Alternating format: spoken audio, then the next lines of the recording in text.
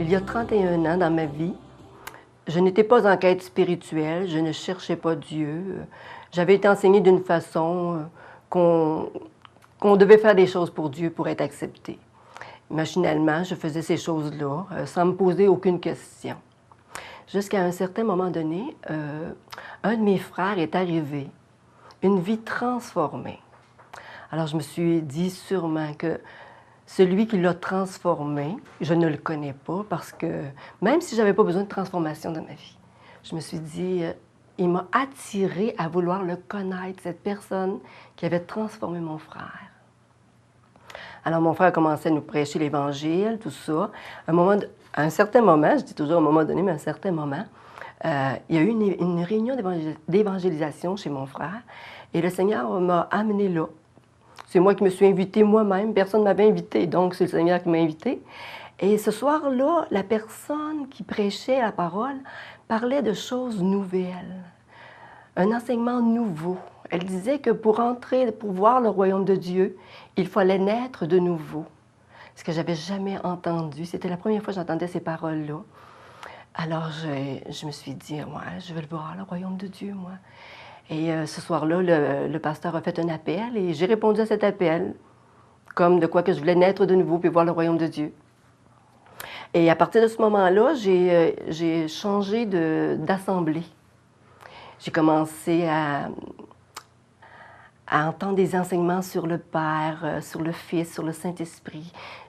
Toutes ces choses-là étaient nouvelles pour moi. J'avais déjà entendu là, dans une autre assemblée, mais là, ça devenait comme vivant. Puis même, je voyais des personnes autour de moi qui, leur vie était changée, transformée. Donc, Dieu n'était pas, en fin de compte, si loin de moi que je pensais.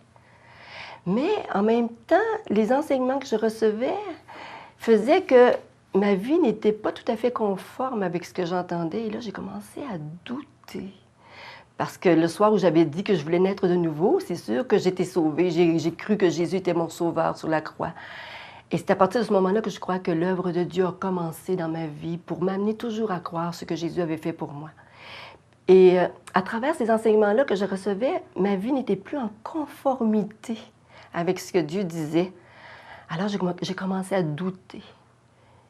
Est-ce que j'étais vraiment un enfant de Dieu? Est-ce que j'étais vraiment sauvée? Est-ce que j'avais la vie éternelle? Est-ce que j'avais cette connaissance de Dieu-là?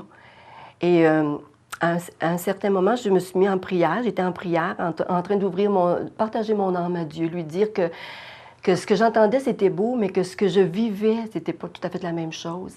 Et je lui ai demandé pourquoi une telle personne que je connaissais était si généreuse et que moi, je priais, mais je priais pour mon mari, je priais pour mes enfants. Et tout était centré autour de moi, mais je ne savais pas vraiment pourquoi. Et c'est là qu'il m'a donné la conscience que j'étais égoïste. Et quand j'ai vu ce péché-là qui m'habitait, moi qui croyais qu'il était une bonne personne, qui n'avait pas rien à me reprocher, en fin de compte, ce que je vivais, c'était que tout était centré sur moi, rien n'était centré sur la personne de Dieu. Et là, j'ai vu ma perdition, j'ai vu que le péché me séparait de Dieu pour l'éternité. Et c'est là que j'ai tombé effondrée en pleurs et j'ai dit, je suis plus capable de me relever devant toi. Seigneur, tu es un Dieu pur et le péché m'habite. Et à partir de ce moment-là, il m'a donné la conviction profonde dans mon cœur que ce que Jésus-Christ avait fait à la croix, que son sang qui avait été versé, c'était pour cela, pour me purifier de tout péché, et y compris le péché d'égoïsme, parce qu'il y en avait bien d'autres, mais que je ne voyais pas. Et le Saint-Esprit est venu faire la lumière sur, me rendre consciente de ce péché, du péché qui nous séparait de Dieu.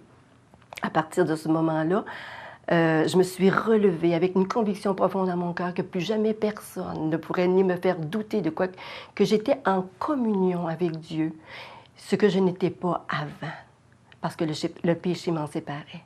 Alors depuis ce jour, je n'ai plus jamais douté que j'étais en communion avec Dieu. Et en même temps, j'ai réalisé que si le sang de Jésus-Christ était pour moi le moyen d'avoir une communion avec Dieu, donc tous ceux et celles qui n'y croyaient pas n'étaient pas en communion avec Dieu. Et cela est venu m'attrister. Et Et c'est pourquoi j'ai commencé à parler de Jésus aux gens qui m'entouraient, à leur dire l'amour que Jésus avait pour eux. Et parce que j'ai réalisé la perdition de l'être humain. Alors depuis ce jour, ma communion avec le Seigneur, ça fait 31 ans qu'elle dure. Ça fait 31 ans que j'ai de l'intimité, une relation avec lui.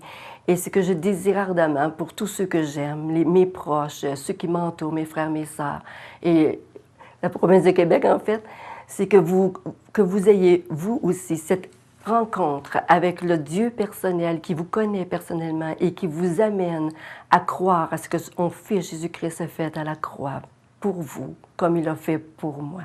Et depuis 31 ans, je peux vous dire qu'il restaure mon âme et que si aujourd'hui je vis, c'est parce qu'il vit en moi.